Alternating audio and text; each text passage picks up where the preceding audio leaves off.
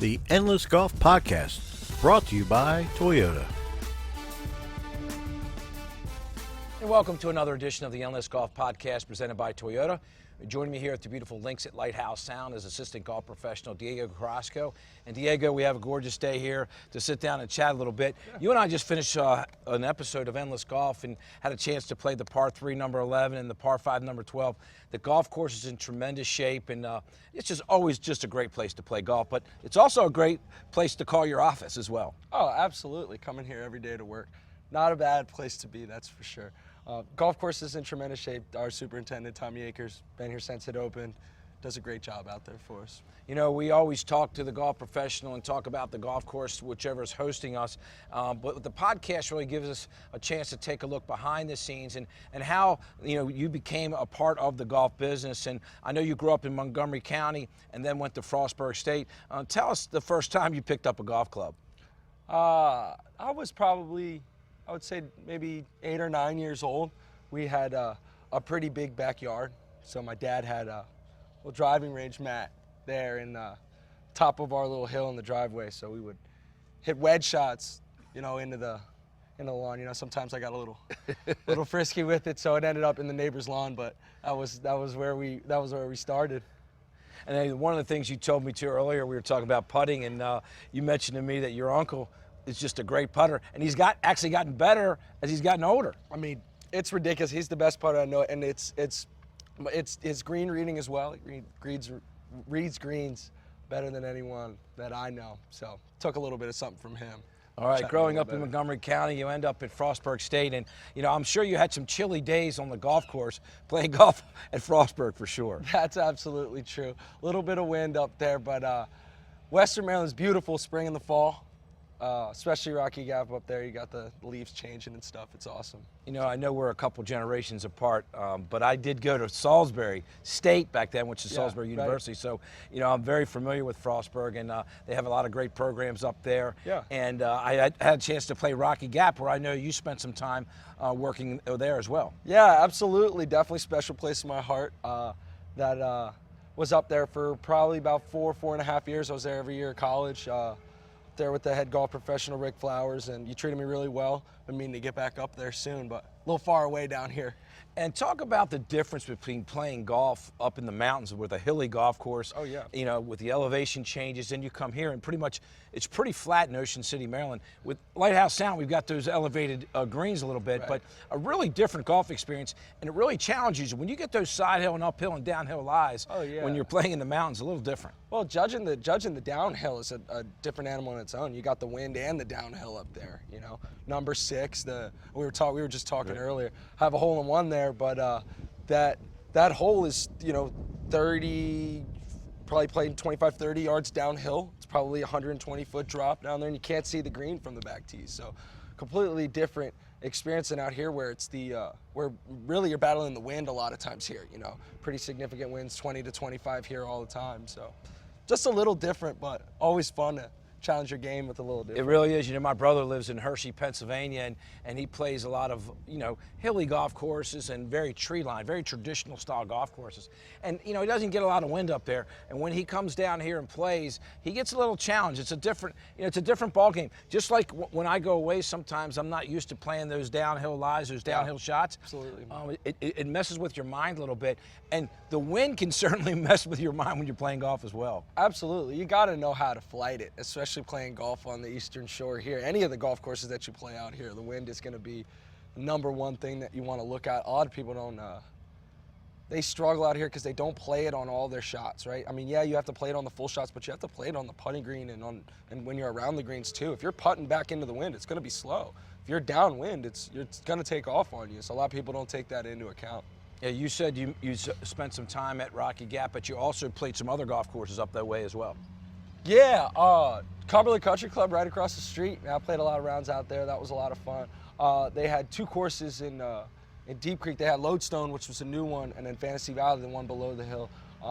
couple of great tracks up there as well. Yeah, Deep Creek was a nice golf course there. They had the Yeah. ski resort and the golf course. Yeah, absolutely. And it's a great spot, and obviously Deep Creek Lake is beautiful. But Yeah. I tell you what, it's a good time to take a segue. We'll take a quick break. We'll come back and then talk more about Diego's journey right here at the Links at Lighthouse Sound, his experiences in Ocean City, Maryland. I know you've had some fun while you've been here, so we'll be right back after this. So stay with us. And now a word from our sponsor. I love a good adventure, and my friends and family do too. So we all drive Toyotas. Tacomas for my rugged buds, and Corollas for my city crew. And I drive a RAV4 that I take camping, shopping, and basically everywhere else. We all picked our Toyotas because they're reliable and efficient and have amazing resale value, saving us money now and down the road. So we can make every day an adventure. Check out buyatoyota.com for deals and inventory. Toyota, let's go places.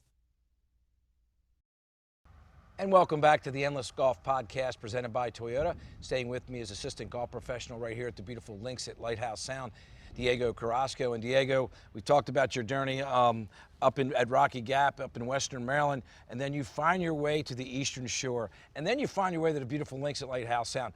What a great opportunity to start your golf career right here. Yeah, absolutely. My parents have, we've always had a house down the beach. They got a house probably maybe almost 8 years ago now up in Fenwick. So I had always come down and played the course. Great track every time I came down here. One of the old head golf professionals, John Rudo, still works with us. I know you're good friends. He went to high school with my stepfather. So he knew Terry pretty well, and I had come over here and played a couple of times, and just a tremendous area for golf. And it really is a great place to start your golf career when you arrive in Ocean City, and obviously a great place to play golf when you visit this great destination.